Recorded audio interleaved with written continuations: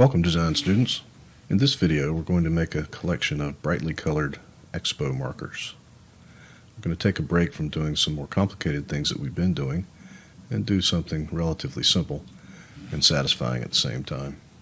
Making these markers is basically doing a bunch of extrusions and adding edges to a cylinder. There are two different cylinders here, one for the top and one for the body. And then there's also the little tip here, which is a cube that has had its edges beveled, as you can see. But the big thing we're going to do with this project that we haven't done before is we're going to have to apply UV projection using the UV editor to the cylinder so that this texture we've created here will be applied properly. And the UV editor can be found under your workspaces here under UV editing. And this is what that looks like. Now every time you select an object you can see that the texture appears here, and what we've done is we've taken the mesh and we've essentially laid it flat here and separated it into parts. If I switch to UV selection mode, you can see here that I now have this part selected. If I get the rotate tool and I rotate this, you can see that the texture on that marker rotates in response. Now, I know this looks complicated, but trust me, it's not. It's very easy to do, and you'll be a pro in no time. So let's get started. So the first thing you need to do is download the project files, and you can find those in your assignment on Canvas right here. And when you click this link, you'll be asked to download the project files. And when you download them, you should be asked, you should have Chrome set up to ask you where to put them. You can put them anywhere. I'm just going to stick mine on my desktop for now. As you can see, I already have them here, so I'm not going to click Save. And they will download to your desktop. And once you've done that, you need to create a new project folder. And we're going to call this one something like Marker. And you're going to put it in your OneDrive folder. Mine is on my external drive here that I have on my PC. So I'm going to leave that in there and then click Accept. And then you're going to need to open that project folder that you created. As you can see, here's my external drive. Here's my Maya 2023 folder that I have in there.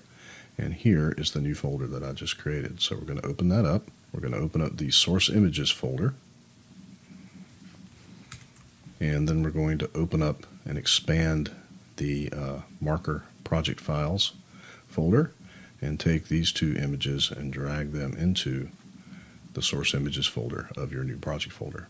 And then we can close these two windows. At that point, you can delete the zipped file if you still have it, or the empty folder because if the images are still no longer in there. And the next thing we need to do is create an image plane to guide our modeling. So go to Create, Free Image Plane, and then that should bring up in your Attributes Editor the image plane dialog here. Click the folder, and that should take you straight to your Source Images folder of your new project folder, and select this file for our reference image. And then let's get our move tool and move this up so it's sort of sitting on the ground here.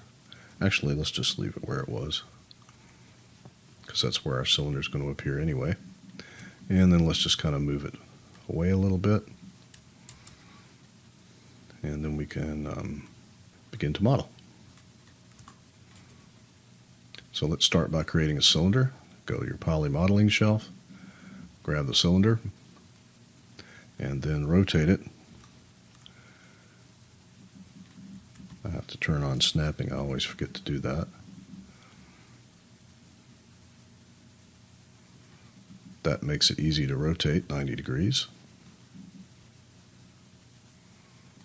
And before we go any further, let's select our image plane and create a layer in the channel box for our reference image. So we can freeze it and it won't interfere with our modeling. And then freeze it by clicking this until it says R.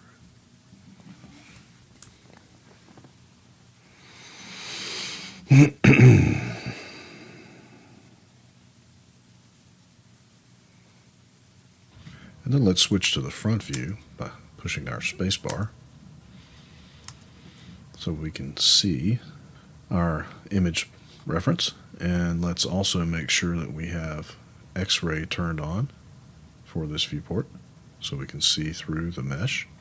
And then let's switch to vertex mode and bring these vertices down to the end like this. Just drag a marquee selection so you make sure you select all of them. And then let's grab all of these and with your scale tool, just right in the middle there, scale in all directions down to get that diameter there.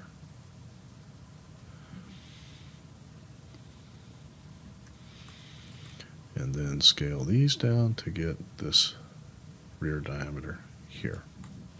And you should have something that looks like this.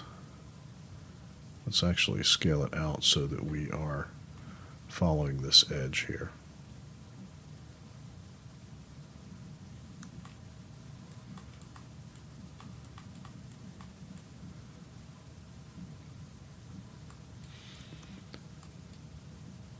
And let's end this video right here, and when we come back, we'll continue to add more detail.